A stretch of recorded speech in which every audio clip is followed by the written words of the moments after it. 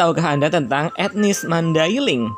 Etnis dari bagian utara Pulau Sumatera yang dikenal sangat taat menganut ajaran Islam. Suku Mandailing ini juga lazim disebut sebagai Batak Mandailing karena secara budaya, etnis Mandailing ini sangat mirip sekali dengan etnis Batak Angkola, salah satu subetnis Batak yang juga dikenal sebagai penganut agama Islam yang sangat taat. Pemerintah serta para akademisi pun sering menganggap etnis Mandailing sebagai bagian dari budaya Batak. Namun ternyata ada banyak masyarakat Mandailing yang enggan bahkan menolak disebut sebagai Batak dengan berbagai alasan.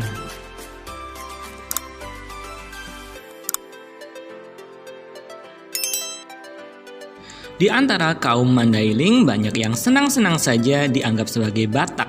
Namun banyak juga yang enggan dan menolak disebut sebagai Batak dengan berbagai alasan. Beberapa alasan beberapa kaum Mandailing enggan disebut sebagai Batak adalah: pertama, istilah Batak sebenarnya merupakan istilah baru yang digunakan Belanda untuk membedakan antara masyarakat Melayu Sumatera yang hidup di pesisir timur dengan masyarakat pedalaman Sumatera Utara. Masyarakat Melayu di pesisir timur Sumatera Utara dikenal sebagai penganut agama Islam yang taat, sedangkan bagian pedalaman Sumatera Utara banyak dihuni oleh masyarakat yang belum mengenal agama Islam. Belanda menggelari mereka dengan istilah Batak. Walaupun di kemudian hari banyak juga masyarakat ini yang akhirnya memeluk agama Islam dengan taat pula. Dan guys, alasan kedua sebagian masyarakat Mandailing enggan digelari sebagai Batak adalah istilah Batak seringkali merujuk kepada aliran kepercayaan tertentu.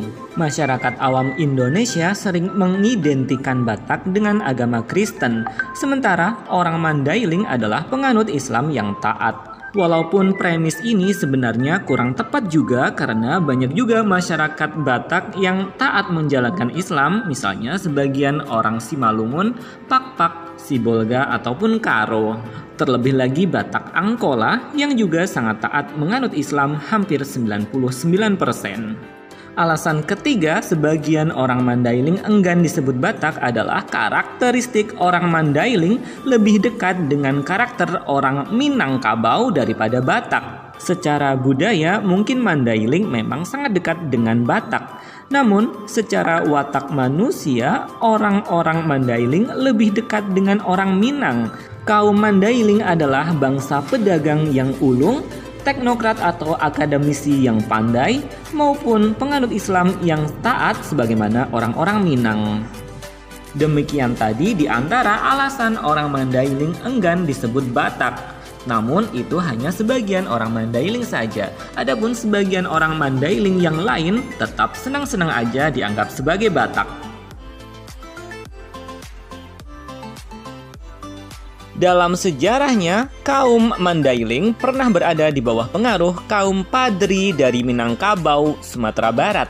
Sehingga hasilnya, etnis Mandailing ini sangat terpengaruh oleh budaya Islam. Masyarakat Mandailing memang dekat dengan masyarakat Minangkabau. Konon, nama Mandailing ini berasal dari bahasa Minang, Mande Hiliang, yang artinya ibu yang hilang. Memang, kedudukan seorang ibu bagi masyarakat Minangkabau sangatlah penting karena memang masyarakat Minangkabau menganut sistem matrilineal. Nama Mandailing sendiri juga pernah tercatat dalam kitab Negara Kertagama dari zaman Majapahit. Kitab yang ditulis pada tahun 1365 itu menyebutkan Mandailing adalah salah satu wilayah Majapahit.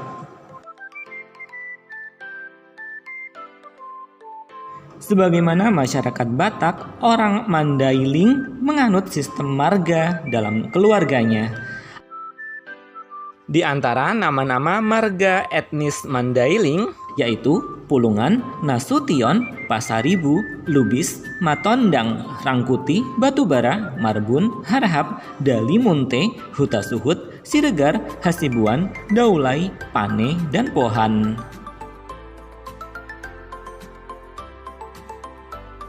Islam sangat mengakar pada masyarakat Mandailing.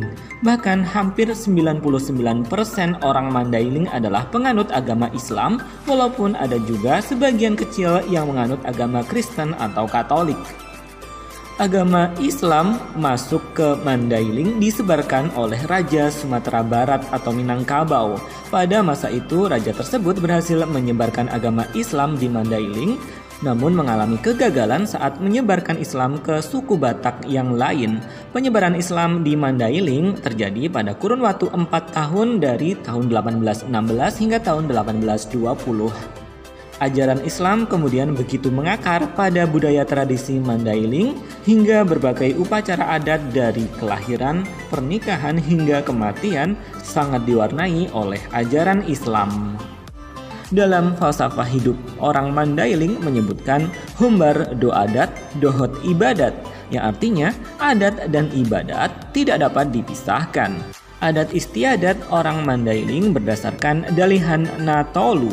Sebelum Islam masuk, pelaksanaan upacara adat masih terasa kental sekali, namun setelah Islam masuk, upacara masih dilakukan namun disesuaikan dengan kaidah Islam.